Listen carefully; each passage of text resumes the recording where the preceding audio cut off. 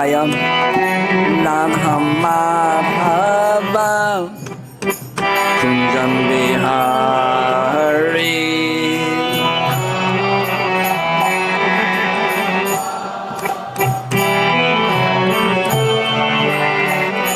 Jaya Radha Madhava Kunjam Bihari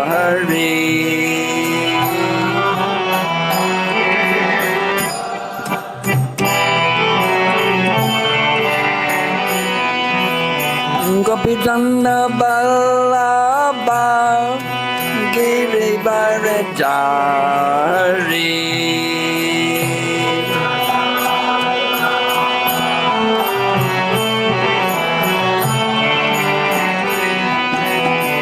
Gopijana Ballabha Girivaradhari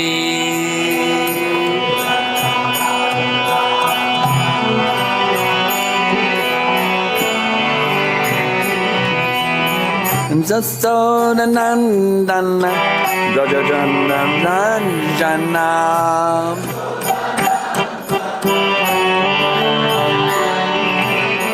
Sasodanandana Rajajana Ranjana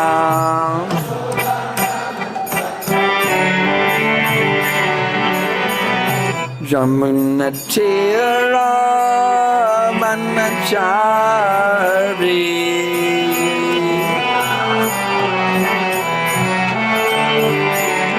Yamunatiram Vanachari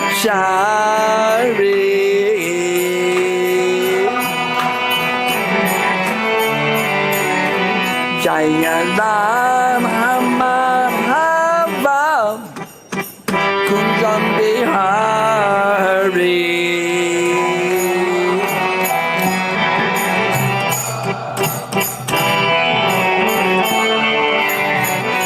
Jaya Radha Madhava Kunjam Bihari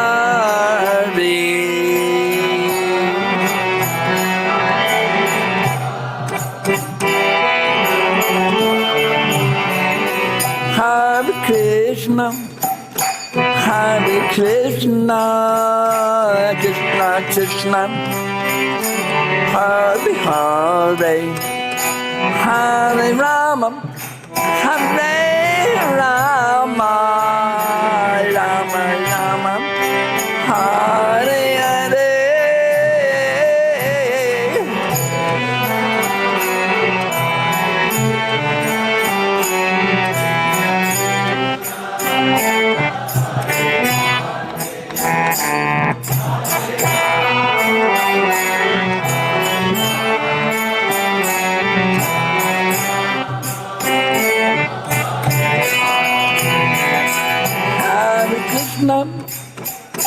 Hare Krishna, Krishna Krishna, Hare Hare, Hare Rama, Hare Rama, Rama Rama, Hare Hare.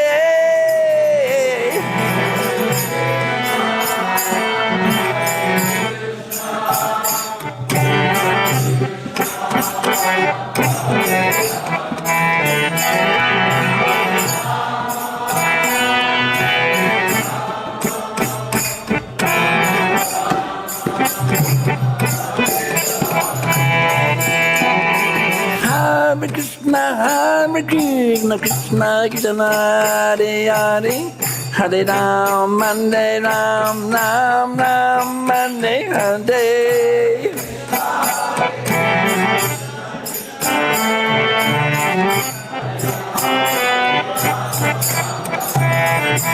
Hare Krishna, Hare Krishna, Krishna Krishna, Hare Hare,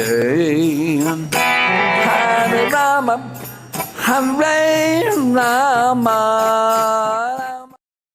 Rama Hare Hare.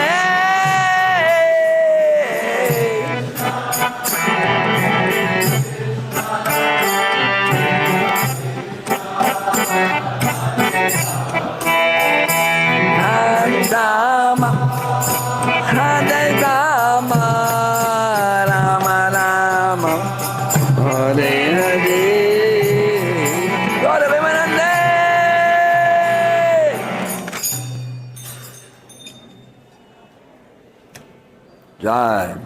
All glories to the assembled Vaishnavas. I'm blessed by your Sangha. Here we have a whole slew of verses. We'll just chant the first one and then read through the next in English only. We have only an hour. I mean, the original Bhagavatam class, how long was that? 7 days. So what's 1 hour compared to 7 days non-stop? So we'll try to do what we can in 1 hour. Srimad Bhagavatam, Canto 10, Chapter 74, texts 47 through 54. Om Namo Bhagavate Vasudevaya.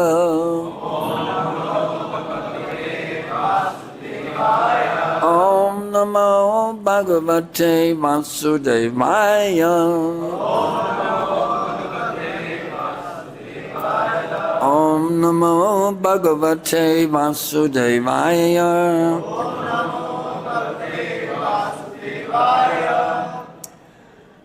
ṛtvigbhyaḥ, let's see.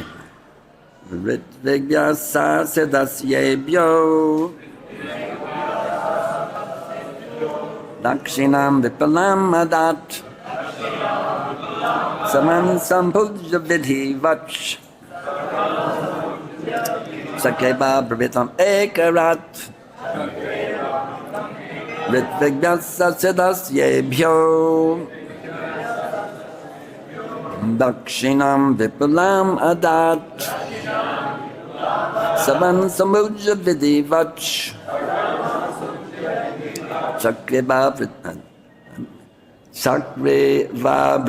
eka-rāṭ. vidhi-vac sa-sadasyebhyo. dakṣināṁ vipulām adāt. sarvān sampūjya vidhi-vac.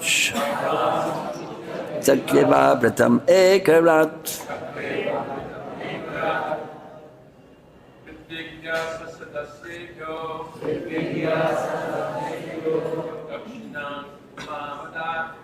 dakṣināṁ vipulām adāt. sarvān sampūjya vidhi-vac.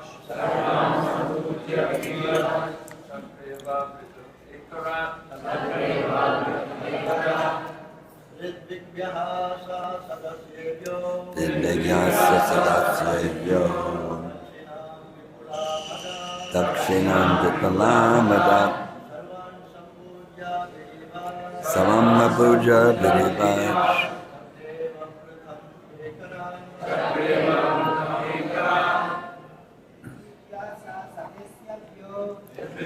sa-sadasyebhyo.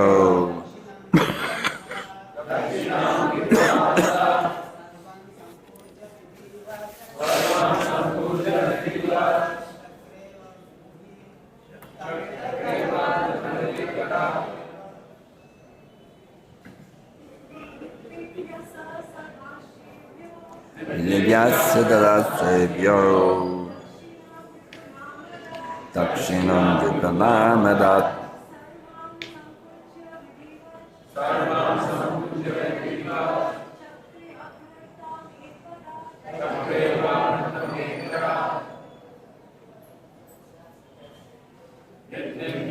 vidhi-vac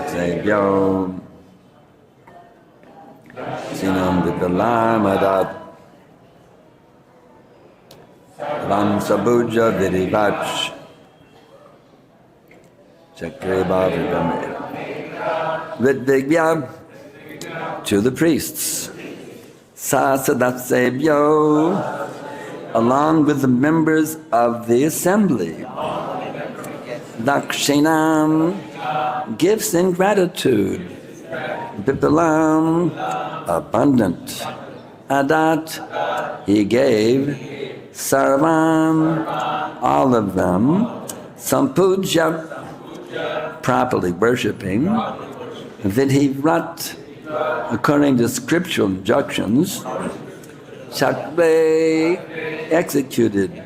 avabhṛtham, the purificatory bathing of the sponsor of the sacrifice and the washing of the sacrificial utensils that mark the end of a major sacrifice.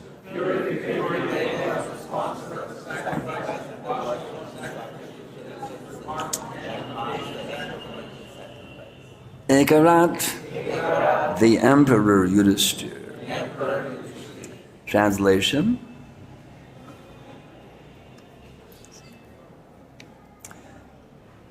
Emperor Yudhiṣṭhira gave generous gifts to the sacrificial priests and the members of the assembly, properly honoring them all in the manner prescribed by the Vedas, and then he took the avabhṛtha bath.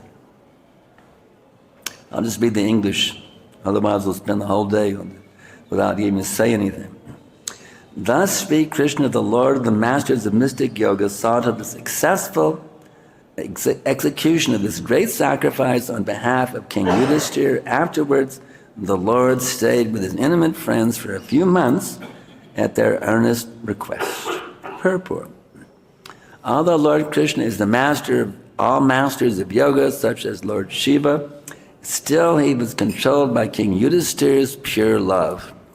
Thus the Lord personally saw to the successful completion of the king's sacrificial performance, and after that he agreed to stay with his dear friends in Indraprastha for a few more months.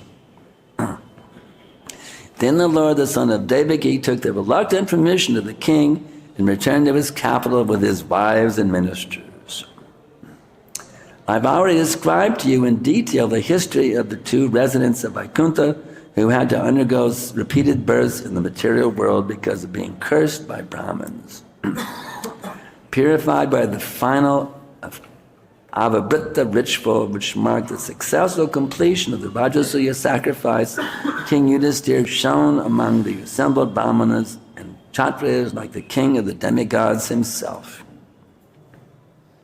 The demigods, humans, and residents of intermediate heavens, all properly honored by the king, happily saw for their respective domains while singing the praises of Lord Krishna in the great sacrifice. Purport. According to Sridhar Swami, the term eka-rāṭ here refers to the pramatas, mystic yogis who accompanied Lord Shiva. All were satisfied except sinful Duryodhana, the personification of the age of quarrel and the disease of the Kuru dynasty. He could not bear to see the flourishing opulence of the sons of Pandu. Purport. Srila Prabhupada writes, Duryodhana by nature was very envious because of his sinful life, and he appeared in the dynasty of the Kurus as a chronic disease, personified in order to destroy the whole family. Srila Sridhar Swami mentions that Duryodhana hated pure religious principles. One who recites these activities of Lord Vishnu, including the killing of Shishupala, the deliverance of the kings, the performance of the rajasuya sacrifice, is freed from all sins. Talking about Duryodhana's envy, there was such a nice description in the Krishna book. You have to speak into the microphone. It's not on? I'm not close enough? Thank you for pointing it out. Oh, it's too far away from the mouth. You can't hear me, yeah. We don't. I want you to hear me, Prabhu. Although why am I sitting here making a show here? Thank you so much. Appreciate it.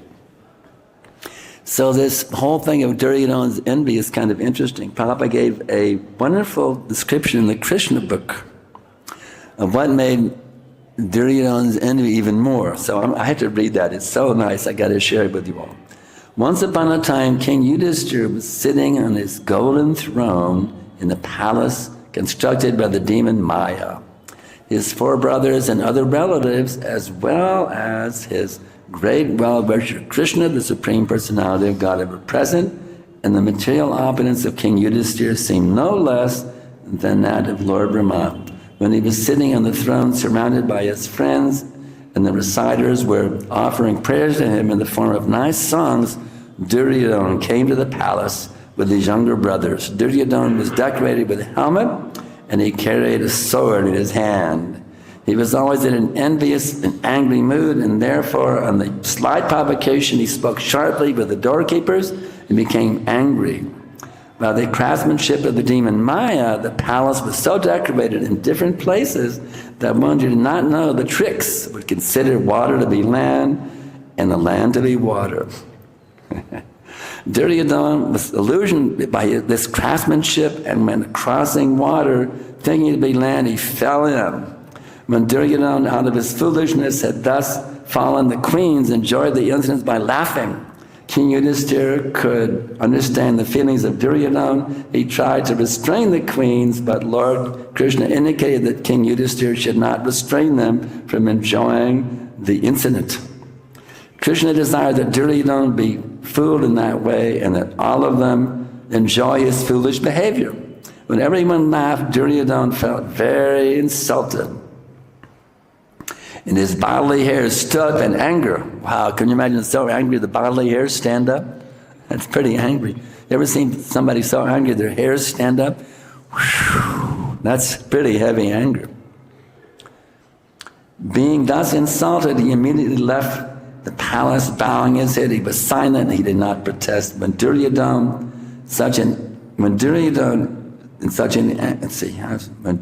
left in such an angry mood, everyone regretted the incident, and Yudhiṣṭhira also was very sorry. But in spite of all these occurrences, Lord Krishna was silent, and he did not say anything against or in favor of the incident. He appeared that Duryodhana had been put into illusion by the supreme will of Lord Krishna, and this was the beginning of enmity between the two sects of the Kuru dynasty. This appeared to be a part of Krishna's plan and his mission to decrease the burden of the world. Krishna has all kinds of amazing things. Krishna is engineering the whole thing at every minute. Even right now, everything that's going on is all engineered by Krishna. Vandeham Shri Guru Shri Datam Padakamalam Shri Gurun Vaishnavam Cha Shri Rupam Sagrajatam Sahagana Raghunathan Vitam Tam Sajivam Sadaitam Savadutam Parijana Sahitam Krishna Chaitanya Devam Shri Radha Krishna Padan Sahagana Lalita Shri Vishakam Vitamscha Nama Om Vishnu Padaya Krishna Prestaya Bhutale Srimate Bhakti Vedanta Svaminiti Namine Namaste Sarasvate Devi Gaudavani Prachadine Nirvishesha Shunyavadi Paschanyadishatarine. So in those days, there was this one Duryodhana. So how many Duryodanas now do we have on this planet? Millions and billions of Duryodanas everywhere. Duryodanas everywhere, you see. So what to do? We were also Duryodanas. That's why we're here in these marathi material bodies. You see. We were envious of Krishna. What is that called? Biting the hand that feeds you. So Krishna was giving us everything, but still we were envious. I want to be the supreme. So Krishna facilitated us. Okay. My mother used to say, son, if you want to run away from home, let me know and I'll pack your bags for you. So Krishna packed our bags. They gave us let us each one of us be a Brahma. Go, here's your own universe. Enjoy it. Go ahead. Have fun with your own universe. So we tried to be a Brahma. We weren't happy being a Brahma. And we tried being an Indra and this and that, all the way down to what? Indra Gopajam. We tried everything and still we were never satisfied. I remember there's a pop song back in the 60s, it was a mega hit. I can't get no satisfaction. I'm trying this, I'm smoking this, I'm trying, but I can't get no satisfaction. Because we can't that song really hit a nerve, because actually we can't be, we've tried everything. We've tried sex, we've tried drugs, we've tried money, we tried so many things, surfing and, so many things, and we were never satisfied. You see. Why? Because we are not of this material nature. The fish cannot enjoy on the land, even though he may be envious of those people walking down the beach with their bathing suits and whatever. He can't be happy on the land because that is not his nature. So we should not try to artificially enjoy. It's stupid, it's asinine, it's completely idiotic to try to enjoy artificially against our natures. You understand these points? Let us get back to being who we actually are. Know who you are and be who you are. It's simple. I remember we had a mind and body and spirit expo in Austin. We could set up a book table, It was nice. So many books went out. And somebody said, what's this? I showed him the Gita. What's this book all about? And I said, simply know who you are and be who you are. Okay, I'll buy it. You see. Who would object to knowing who they are? No, I don't want to know who I am. But it's a very simple thing. Know who you are and be who you are. Well, I'm actually an eternal spiritual being full of knowledge and bliss. Wow, that's pretty cool. Pretty amazing thing. I'm an eternal spiritual being full of knowledge and bliss. Here I am suffering like anything, and I'm actually eternal, full of knowledge and bliss. And then Gita tells you how to do that. Sarvān pradipjajam māmekam sharanam brajam. So, and then Prabhupada came and showed us practically how to do that. The amazing thing about Prabhupada, he doesn't say give, he didn't say take, give me. No. Prabhupada captured us by giving to us. You see. We never had someone give us so much pure love anywhere in millions of lifetimes, to be honest. No one ever gave us such pure affection and love as Prabhupada did, you see. So we got so much love coming from him, we were inspired, let me reciprocate. And in that loving reciprocation, described by Rupa Goswami, dadate pratakrinnati, in that loving reciprocation, something happened, some magic happened. We entered into another dimension called the spiritual dimension. And this reminds me of the old days in Los Angeles. We had the sweetest, I don't know how all you were there, but we had the sweetest rasa. It was called the exchange of flowers. Prabhupada would come back from the morning walk. It went on many, many times. He would come back from the morning walk, and we would line up along the sidewalk, and we would give Prabhupada a flower, and he'd give us one in return. Just imagine you have your own one-on-one, you and Prabhupada. Of course, the servants got unlimited one-on-ones, but the rank and file, devotees, the leaders got to go up to the room, but the rank and file, we just heard from the leaders what Prabhupada said in the room. But even for us rank and file devotees, we could have our own one-on-one, that just me and Prabhupada having that exchange. So it was so nice. Prabhupada gave us so much sweet, loving affection.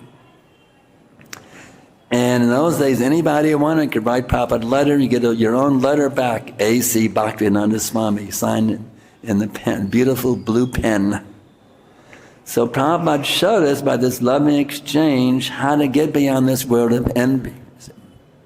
How to enter that transcendental dimension where there's no envy at all. You see, the Vaishnava is called the non-envious well-wisher of all living entities. Not just human beings, but every single living entity, even the little ants. So we remember Mrigari the hunter.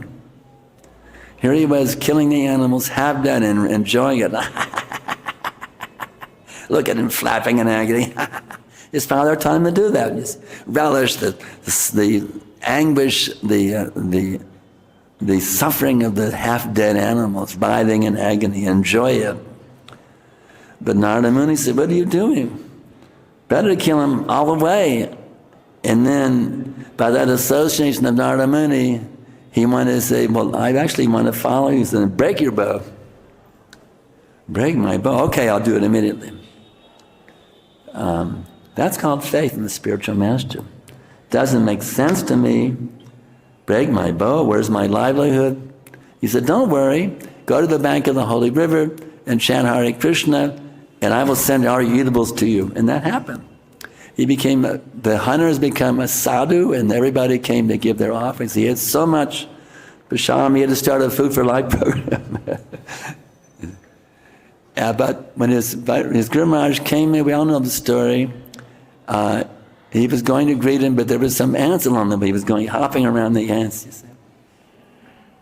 So in this way, we have to learn from these great examples how to be totally submitted to the bona fide spiritual master. Another good example is Lord Jagannath. Shama Sundar made 4 sets of Jagannath deities. And he created up one set and sent them to New York, and they never seen such a thing. They only knew Krishna, Radha Krishna. They didn't know what it was.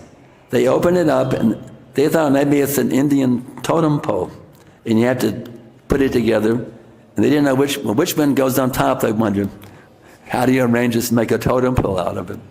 And they were laughing about it. It was a big joke. But Prabhupada came and he said, this is the Lord Jagannath, the Lord of the universe. Bow down. And they nearly hit the floor, you see. This is the faith in the spiritual master, you see. You may have some idea, the spiritual master, immediately give it up, you see. Just like him in the 60s, love and peace movement, we were all keeping our beards, yeah. This shows that I'm counterculture, love and peace movement. I'm not one of those establishment morons, I'm a counterculture. I got my beard, my long hair, yeah. I'm a hippie, yeah. But Prabhupada said, shave. And we did it, you see. Even though we were attached to our beards and our long hair, we made it, all right. We have to please Prabhupada, you see. That's the whole mood, you see. Whatever Prabhupada wants, that's it. That was the mood, I remember. In the old days, whatever Prabhupada wants, that's all. What will please Prabhupada? How can I do everything? How can I dress in a way that pleases Prabhupada? How can I think in a way that pleases Prabhupada? How can I speak in such a way that pleases Prabhupada? Even now, you see. We have to think, what would Prabhupada want me to do? How would he want me to think? How would he want me to speak? You see. Because pleasing the bona fide spiritual master is the key that unlocks the door to the transcendental dimension. The transcendental dimension is right here, right now. It's not far away somewhere beyond the Virajal River. It's actually, of course it is there, but it's right here, right now. Whether you're in New York or Vrindavan, wherever you may be. The transcendental dimension is right here, right now. Krishna is there, the gopis are there, all the leelas are there, all the great acharyas there, Prabhupada, Bhaktisiddhanta, Gaurkishore Das Babaji, Bhaktivinoda, all the acharyas are actually present and available right here, right now for each and every one of us. The whole of civic succession is available. We just have to open the door, that's all. The door is that the desire to please the spiritual master, not to act independently for my own so-called pleasure. That's a really important word, so-called pleasure. We take the material world to be a very pleasing thing. But this is like the hog, it's called hog heaven, Going after the stool, hog heaven, y'all. Actually, there was a book, there was a novel back in the 60s called I've Been Down So Long It Looks Like Up to Me. The subject of the book was all nonsense, but the title is actually a very telling thing. We've been down so long in the cycle of birth and death, we think it's up. Maya Sukhaya, we think this misery to be happiness. We have to reorient our consciousnesses. We're taking suffering to be happiness, and happiness to be suffering. You mean I have to chant Hare Krishna, I have to give up my beloved illicit sex, intoxication, media, and gambling. Oh, the horrible thing. I can't do that. See, we have it completely reversed, completely topsy-turvy. What is nectar we take to be poison, and what's poison we take to be nectar. So by associating with this great acharya, Srila Prabhupada, and those who purely represent him, you see, by associating with these personalities, we can get straightened out. It's called psychological counseling. If you have psychological problems, you go to a psychologist, right? What was the original psychotherapy session? Arjuna and Krishna, you see. Arjuna spoke to his psychologist. In his psychology, right on the middle of a battle, he had some psychological therapy on the battlefield, you see. That's the beauty of this process. In any situation, in any condition, it doesn't matter. You don't have to go to a psychiatrist's couch. You can even be, in the middle of a busy street somewhere. Anywhere you can come in contact with these profound teachings of Srila Prabhupada. Prabhupada said even if they read one line, their life will become successful.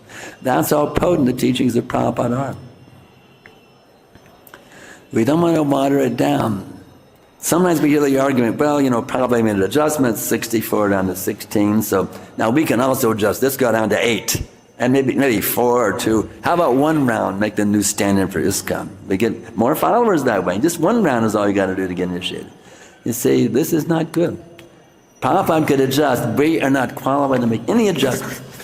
Sorry to say that for those who want to adjust. We are not, I'll say it again, we are not qualified to make any adjustments. The Prabhupada said, these books are the law books for the next 10,000 years. You can't rewrite these teachings. What Prabhupada has said is law, and that's it. And this, why did Prabhupada say 10,000 years? Because that is the golden era of Lord Chaitanya, which will inundate this entire planet. Even the whole universe will be blessed by this Sankirtan movement. Even actually the entire multi-universes. Why limit it to one tiny universe? The universe of the four-headed Brahma. Actually, it's stated in the Yudhiṣṭhira, where Narada instructs Pundarik how one who realizes the eternal servant of Krishna, he can deliver all living entities in the whole material existence. So this is not simply one little universe we're talking about the multi-universes. Even the scientists now admit multi-universes. So we're talking about the multi-universes. That's the power of Prabhupada's teachings. So let's take them very seriously, embrace them as our very life and soul, and do everything we can to be perfect representatives of Srila Prabhupada. What is that verse? Yam yadantarati shreshtas tattadeve tarojana sayat pramanam kudote lokus tadnanavartate. That's a really amazing verse if you dive deep into it. Whatever a great man does, the common people follow in his footsteps. Whatever standard he sets by exemplary acts, all the world pursues. Wow. Can you realize how powerful that is? All the world pursues? It means if one person can set a perfect example, that one person can revolutionize the whole world. One person who sets an absolutely perfect example, he can revolutionize the whole world. So just see the power of being an acharya, one who sets the perfect example. So I think, well, I can't be an acharya, it's not possible. Well, Prabhupada wants us all to be acharyas. Because there's two meanings of acharyas. One is initiating guru, and one is sets a perfect example. Both are profound meanings. You can be a perfect example of Prabhupada's teachings, of Krishna's teachings, and your example will have a profound effect on the entire material existence. That's the great power of this practice of Krishna consciousness. So the more you become Krishna conscious, the more you have an impact on the world around you. And we actually pray this way every day. I love the Nrsimha prayers. Because there, it's stated, Bhagavatam Hridayena. And Prabhupada translates that in this way, my dear Lord Nrsimha, my mind completely clean. That's Hridayena, so I can bring peace to the entire world. Hridayena, Bhagavatam. So the whole point is, the more you purify your heart, the more you have the potency for revolutionizing the whole world. Revolutionize your consciousness, revolutionize the whole world. That's the great power and potency of Krishna consciousness. So each and every one of us should be perfect examples of Prabhupada's teachings And then every one of us will have a powerful, uplifting impact on the whole material existence. That's the great power of these teachings. So in this way, if we're steady in our service, get out of our envious madness we're in right now. I'm envious of you, you're envious of me. You know, we have this tendency. Since time immemorial, isn't it? Since time immemorial, we've been envious. That's why we're stuck here in karma chakra, you see, because of this envious nature. So if we actually focus on awakening pure love of Krishna within our hearts by hearing, chanting, remembering, offering prayers, etc. If we focus on doing these things, Krishna will reciprocate.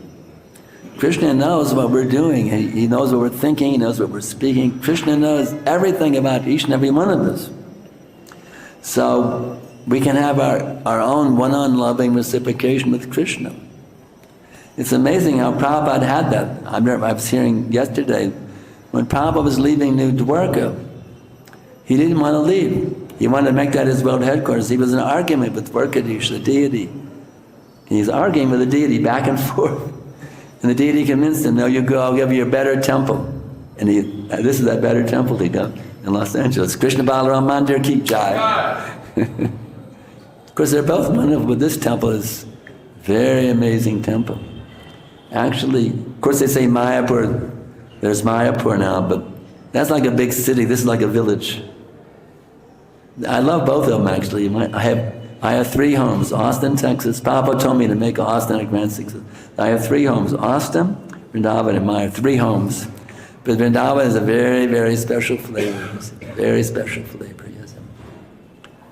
Very, very sweet rasa here in Vrindavan. This is Gokula Vrindavan. So actually Krishna is here. He manifested here 5,000 years ago. He's still here today. Those activities are still going on. Those amazing leelas here in Vrindavan are still happening. I really relish that one leela. It's described by Rupa Goswami. If I get the Sanskrit down pretty decent.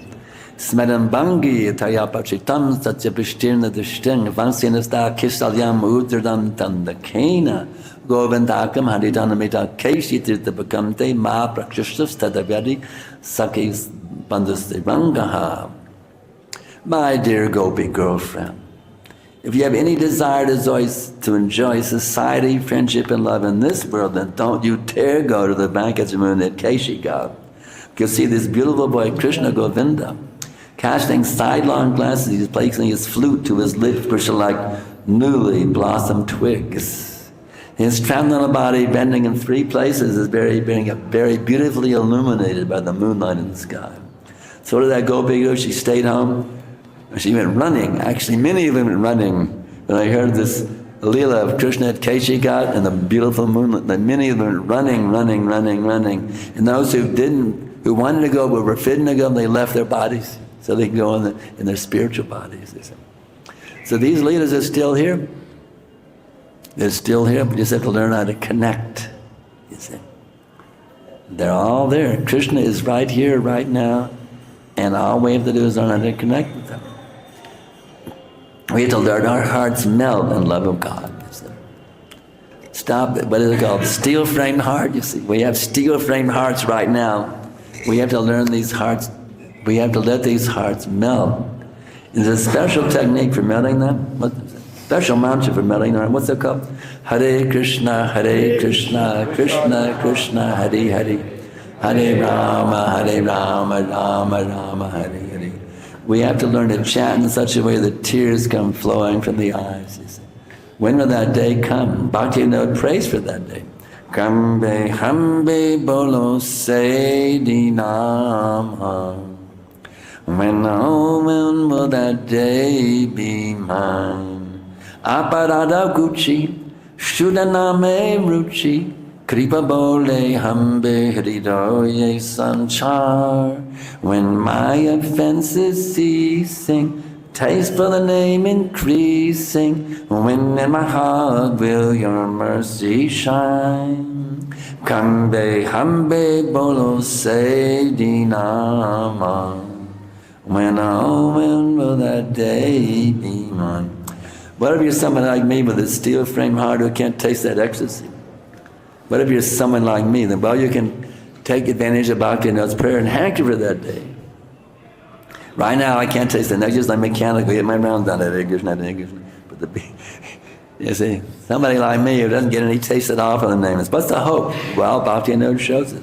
If you can't taste the nectar, then hanker for being to taste the nectar.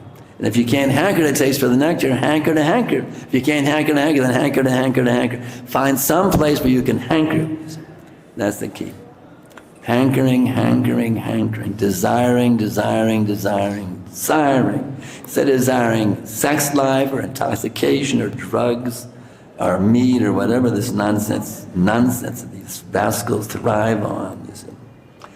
We have to learn how to hanker, hanker, hanker for the awakening of love of God within the heart, because that's the unlimited ecstasy. That's getting back to being our actual selves beyond this rotting material existence. So, if there's any questions, arguments, corrections, yes, you can help me understand. Yes, Prabhu.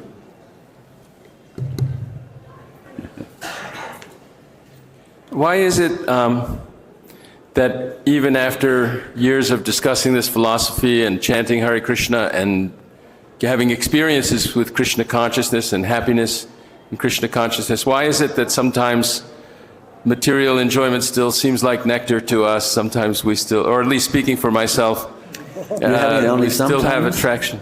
You're having that only sometimes? Sometimes. You're my Guru Maharaj. Why is it hard? Why does it persist?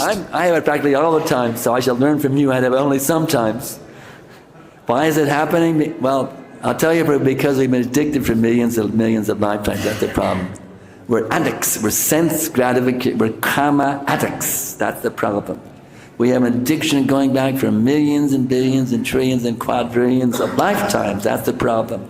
So we have to break that addiction by this process of reconnecting with our actual natures, sadhana bhakti. Next question.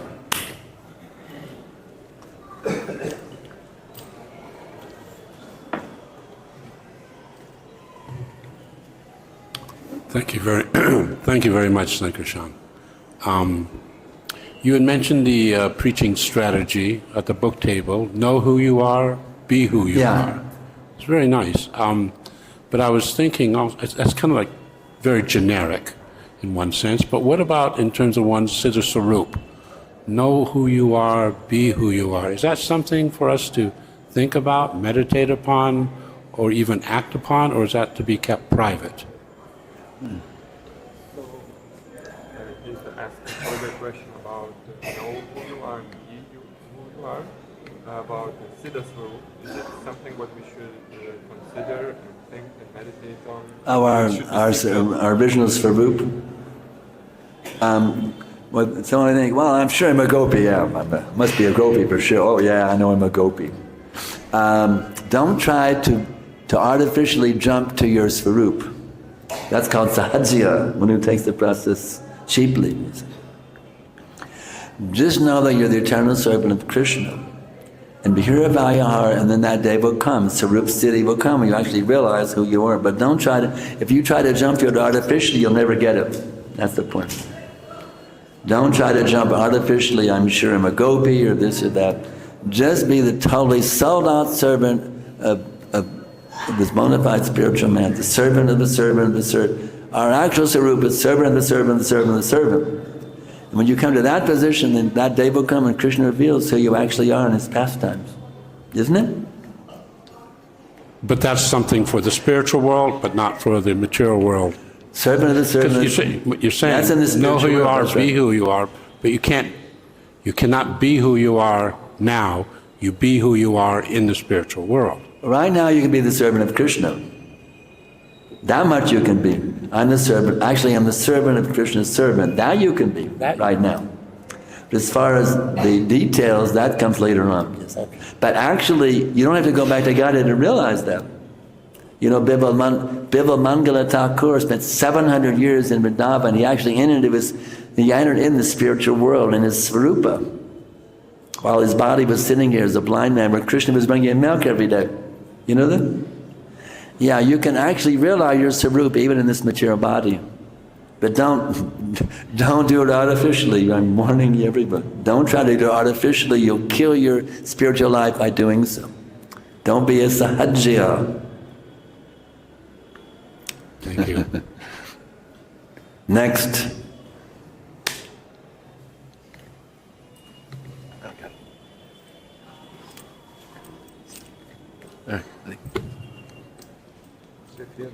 Hare Krishna, thank you very much for your lecture, Prabhuji.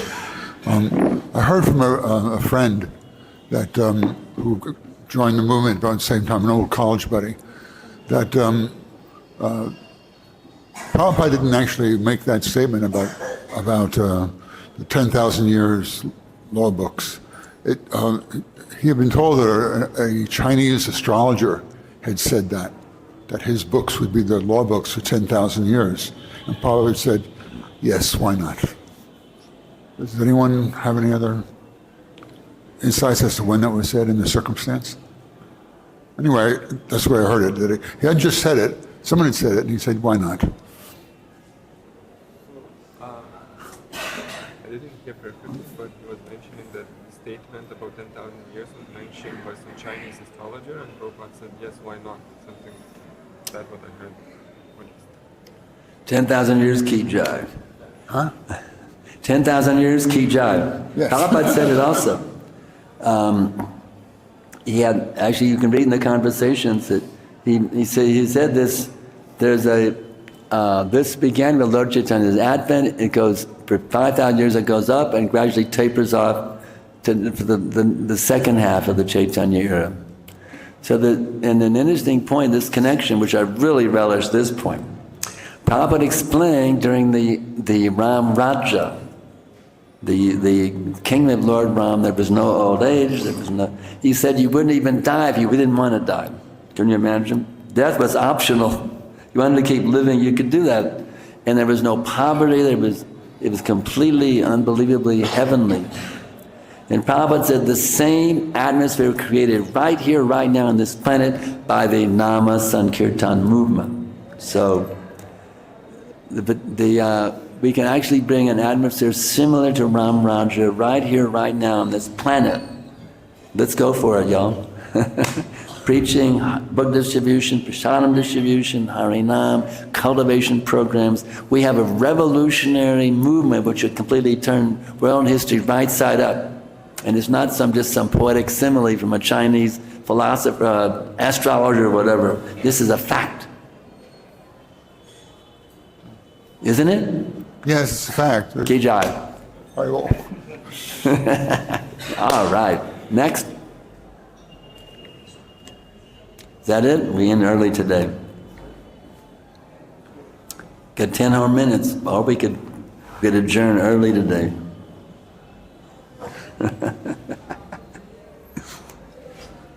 Of course, there's unlimited things we can talk about.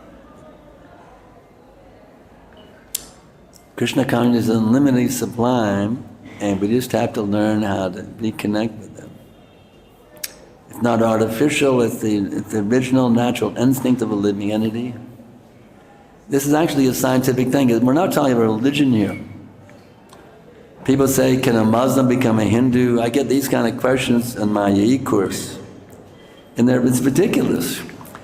The conception that people have religion is completely materialistic.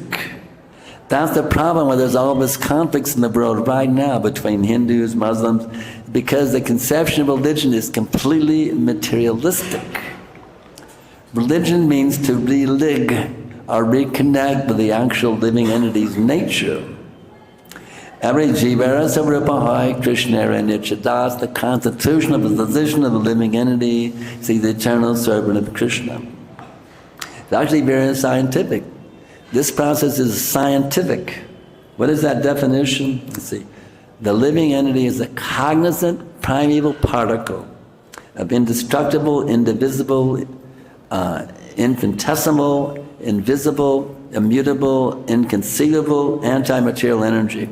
See, this is scientific stuff here. We're not talking about some make-believe, religious hocus pocus to brainwash people's mind.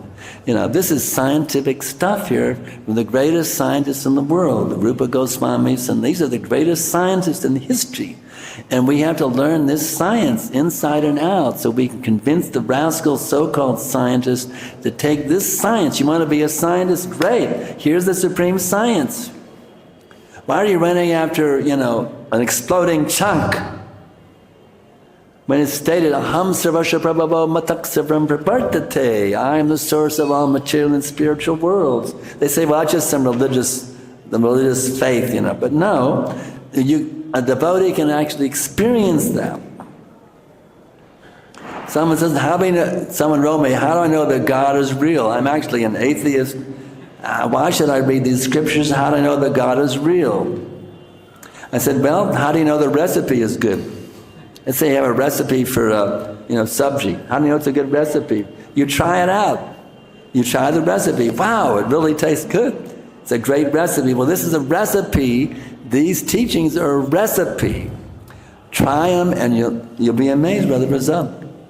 If you just give it a try, give your life to Krishna and see what is the result. Say, no, I don't want to do that. Well, if you want to remain a skeptic, you can, but why not make the experiment? Just give one life to Krishna and see what is the result. And when you wake up in the spiritual, with Bhagavad Gita it was true. I follow again, I woke up in the pastimes of Krishna, it's true. If you're a skeptic, just give one lifetime as an experiment. Follow exactly what the recipe says, this much salt, this much hing. Follow the recipe exactly as the cookbook says and see the result. So just give one lifetime and follow exactly what the recipe, Bhagavad Gita says, and see what the result is. And you wake up in the pastime, it was true. So we're not talking blind faith here. We're talking about a scientific process of getting back to the original identity you once had. Millions and actually since time immemorial, we've been stuck here. That's another controversy that we deal with sometimes. We're eternally conditioned, right? We hear eternally conditioned. And we heard, then you become eternally liberated. On one side it's eternally liberated, on the other side eternally conditioned. How can I be eternally conditioned? I was originally in the spiritual world, one could have. If I was in the spiritual world, how can I be eternally conditioned? That's a controversy, but actually it's very easy to understand if you put a little thoughtful thinking. There's no time in the spiritual world. It's a realm of timelessness. Therefore, those in the spiritual world were always there. But what if you leave and you enter the material world? The material world is a world, since there's timeless, since the spiritual world is timeless, when you leave, there's no time when you left. So that means there's no time when you arrived in the material world. There was no time when you fell down because there was no time when there was no time when you left the spiritual world, so there was no time you entered the material world. That means this is the realm of time, and that's the realm of timelessness. So in this way you can be eternally liberated or eternally conditioned. Both concepts are correct. The point is there's not any contradiction whatsoever in these teachings. You have to just say, well, there's a contradiction, I understand it. If you, by careful thought and by careful chanting and by the mood of surrender, Krishna reveals everything to you about this philosophy, but there's no contradictions, everything makes perfect scientific sense. So anyway, any last questions? We got 2 or 3 minutes. Can I have one more? There's in the back, yeah. Give her a mic.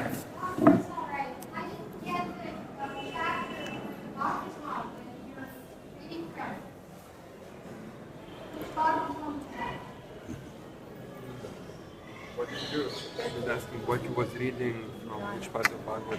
Was you reading something? Today we're reading from the 10th canto. No, you read something extra. That was the Krishna book. Oh, Krishna book. That really funny pastime of Duryodhana. That's Krishna book. I'll give you the exact place. Oh, Krishna book. Krishna book, chapter 75. Oh, nice. Duryodhana Thank you. felt insulted. Oh, good. Krishna right. book, chapter 75. Right, thank you. It's a great Leela. How Duryodhana was insulted. All the queens were laughing, and Krishna didn't stop. Krishna had to go on Right. because he wanted to facilitate the downfall of the Kuru dynasty. The whole thing would erupt into war, and it would purify the whole atmosphere on the planet. Krishna. The point is, Krishna has a perfect plan in every situation. Krishna is engineering everything, as I mentioned at the beginning. Krishna is the supreme engineer, he's engineering everything, but he's also giving us free will to do what we want to do. So it's amazing how both things are happening. Krishna's letting us to do whatever we want, he's engineering the whole thing simultaneously. Anyway, I'll let y'all go now to prasadam or whatever. Thank you so much for inviting me, Dharma, to give this class, and behind a bunch of good also. Thank you very much for your divine sangha, my dear Prabhu. So thank you all very much for coming. You're all very dear to Prabhupada. I'm very happy you all have come here. Having your sangha is a great blessing for me. Here I'm a fallen soul struggling in the modes. Now by your association I'm being uplifted. So thank you very much for your association. Srila Prabhupada ki jai.